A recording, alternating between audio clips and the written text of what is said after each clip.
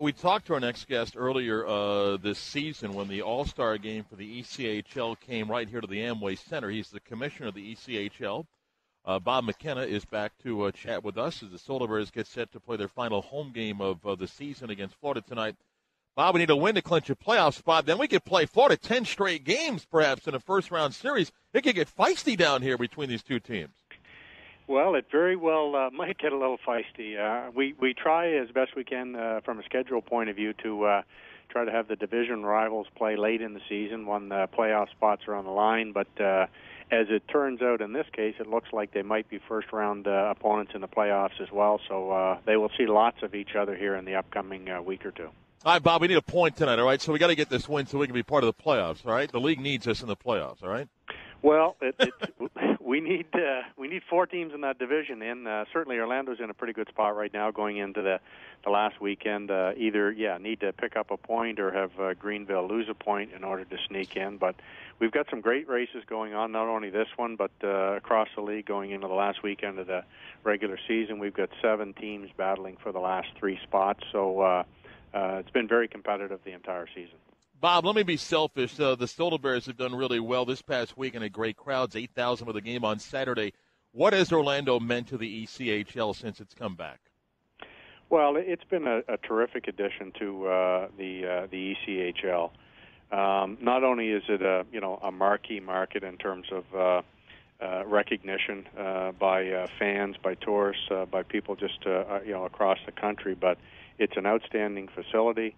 They put a very competitive product on the ice, and Jason Siegel and his team down there do a great job in terms of their game production, their promotion. So certainly they've, with the facility and with the effort that they put in, it has, I think, helped raise the bar for all of our teams in the league in terms of the quality and level of entertainment that Orlando provides. A market like this, though, is unique for a league like yours. You have some wonderful smaller hockey towns where that local community kind of embraces it. Orlando's a larger market, obviously. You do have some bigger market teams, but to have success in a town like this also really has to be good for business, too, isn't it? It is, and you're right. I mean, it takes a special approach in the larger markets. I mean, we've had success in places like Orlando, Cincinnati, Salt Lake City, certainly some of the markets across the country, but it does take a lot more effort to get the word out, to spread the news that you're in town, because there's many other sports and entertainment options in the larger cities. But again, I think the ownership there in Orlando has done a good job in terms of marketing in the communities, tying into youth hockey, a ton of group business. And by bringing the All-Star event to Orlando as well, I think it's helped raise the profile of the Solar Bears and the league in Orlando. So that has certainly helped the cause as well. There's always interesting moves that happen in hockey leagues like the ECHL and others. What might the league look like next year? I know you've already got some things in place as far as new teams and teams moving. There's a California surge of teams. What might the ECHL look like in 2015 and 16? Well, no, that's an excellent point. There's a shift, a move going on in minor league hockey right now.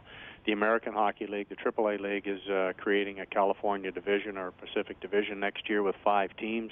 In 3 of those cases, they're going to be markets that the ECHL will be exiting. So we have our team in Bakersfield, Stockton, and Ontario, California. We'll all be relocating from those markets and moving east to Norfolk, to upstate New York, Glens Falls in another case, and then Manchester, New Hampshire. So those are all 3 former American League markets. So we picked those up. So next year we'll have 28 teams again. Same number of teams as we do this year, a little bit different geography, a little more heavily weighted towards the east, but still the same number of teams. We're very close to being able to release a schedule for next year. That should happen here in the next week or two. So we're preparing for that. And then for the 16-17 season, our goal across the league is to try to add 2 more teams, get to that 30 level, and be there for the longer term. That would give us an opportunity then to have, obviously 30 at the National Hockey League level, 30 in the American Hockey League level at the AAA, and then 30 in our league as well, and would certainly help the development model across all of minor league hockey. Bob McKenna is with us, commissioner of the ECHL. What was your first job in hockey, Bob? Well, in professional hockey, my first job was with the Ottawa Senators. Now, I want the good minor league stories. I don't want the riches of the NHL. What was your first minor league job?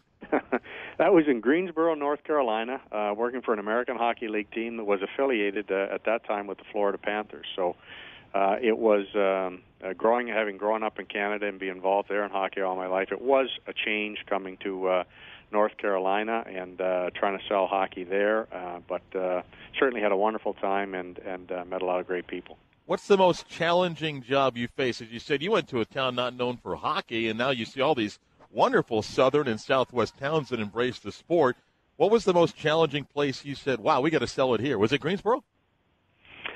Yeah, well, and then we got supplanted there when the National Hockey League. Hartford relocated to Raleigh, but North Carolina, but they had to build a building, so they spent 2 years in Greensboro, which kind of shoved us out of town at that time. But I don't know. There's many challenges. We've got a great sport, terrific entertainment, but it's always a challenge, I think, to keep it fresh, new, different, and try to expose the sport to new people.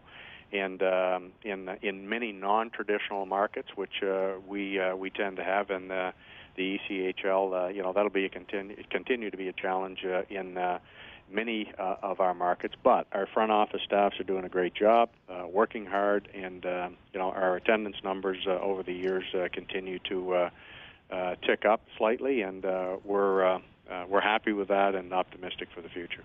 Brian McKenna is with us, the commissioner of the ECHL. This sport continues to grow at a youth level. Hockey has to feel good about that. I mean, we're still finding the majority of players come from Canada and those cold cities, but there are more southern kids that play this game, Brian. What's that been like the last few years to see that talent level grow? Well, that's one of the things I think all of us involved in the hockey business are proud of. Interestingly enough, though, currently in our league, when you look at the mix of players, it's roughly 50-50 between Canadians and Americans. So that's a vast change from what it was 15, 20 years ago. So a lot of the non-traditional markets, you're seeing tons of kids, a whole generation being exposed to the game. A lot more kids are playing, a lot more ice facilities are being constructed. And as soon as that happens and kids have the facilities, they all gravitate towards our sport. Orlando's a great example. I think by having the Solar Bears in town, there's plans in place now to build additional recreational and ice surfaces to be able to service many more kids in terms of youth hockey. We see that in Southwest Florida. When that team arrived there 15, 16 years ago, there were no ice facilities. The team not only built an arena, but built in 2 additional ice surfaces in Southwest Florida that are attached to the Everblades facility, and now you've got 500 kids playing hockey in Southwest Florida that, again, a generation ago didn't have that opportunity.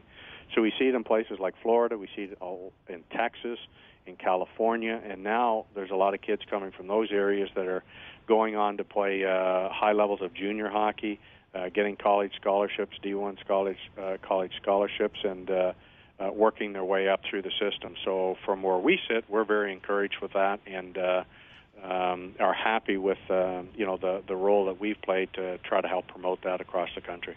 First of 3 straight between the Everblades and the Solar Bears. We'll do the first one tonight here, final home game. The Bears try to clinch a playoff spot tonight, and then a good chance to play at least 7 and possibly 10 straight games against Florida. When you count to the playoff series, it'll be fun. Brian McKenna is the commissioner of the ECHL. Brian, thanks for the time. Appreciate it very much. My pleasure.